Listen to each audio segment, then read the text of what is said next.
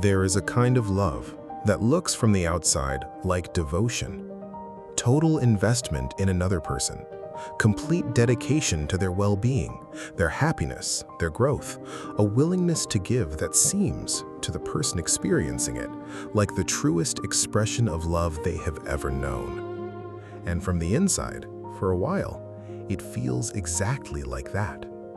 Until gradually, quietly, almost imperceptibly, something begins to shift. You look up one day, in the middle of a relationship you have poured everything into, and you realize you cannot clearly remember what you like, what you want, what you feel when no one else is in the room. The person you were before this relationship, with your own preferences, your own direction, your own inner world that existed independently of another person's needs, has become difficult to locate. You have loved someone so thoroughly that you have, somewhere along the way, loved yourself out of the picture entirely. This is not devotion. This is codependency. And the distinction matters more than almost anything in the psychology of human relationships. Codependency is not simply caring deeply about someone. It is the state in which your emotional well-being becomes so completely organized around another person, their moods, their needs, their crises, their approval, that you have lost access to your own inner compass. Your sense of worth becomes contingent on being needed by them. Your anxiety rises and falls with their emotional state rather than your own. You feel responsible, genuinely, viscerally responsible for their happiness. And when they are unhappy, something in you reads it as failure. This is not love in its healthy form. This is love that has become a survival strategy. And like all survival strategies, it was built somewhere, in a time when it made complete sense. Codependency almost never begins in adulthood.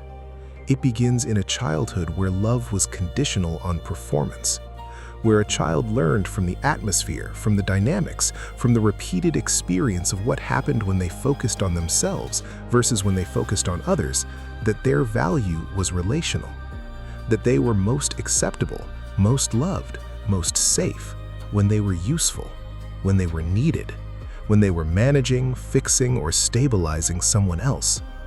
The child who grew up too fast, who became the emotional support for a parent who should have been the emotional support for them, who learned that their own needs were secondary to the needs of whoever was most in pain in the room.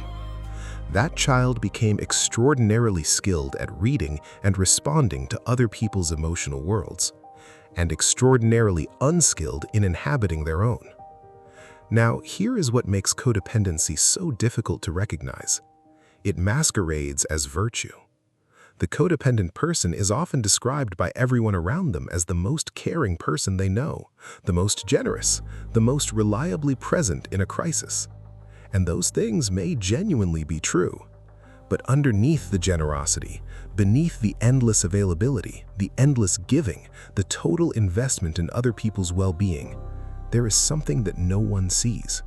A person who does not know how to exist without being needed, who feels purposeless unless someone requires something from them, who confused care for others with a strategy for avoiding the terrifying question of who they are when no one needs anything from them. The dynamic in a codependent relationship often pairs with what we explored in an earlier video. The codependent person and the person with narcissistic traits find each other with an almost magnetic precision. One needs to be needed, the other needs to be centered. One has learned that love means giving everything. The other has learned that relationships are a resource. Each confirms the other's deepest pattern.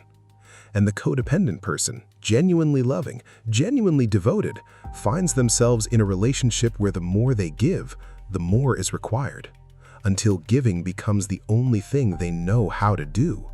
And they cannot stop, not because they don't know it's costing them, but because without the role of giver, they do not know who they are. Recovery from codependency is not about learning to care less.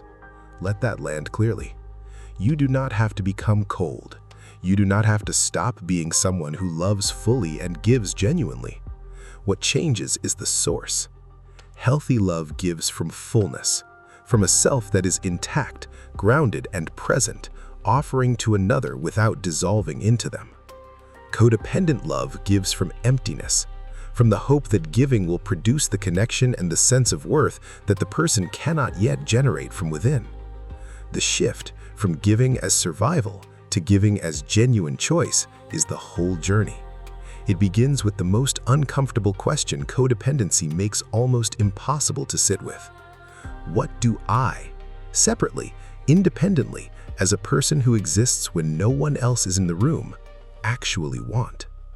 The answer may be quiet at first, unfamiliar, almost foreign, because a self that has been organized around others for decades doesn't immediately know how to speak in its own voice. But it is there. It has always been there, waiting with the particular patience of something that knows it is real, for the moment you finally turn towards it and ask.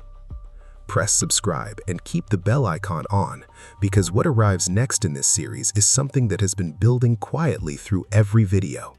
A question about trust.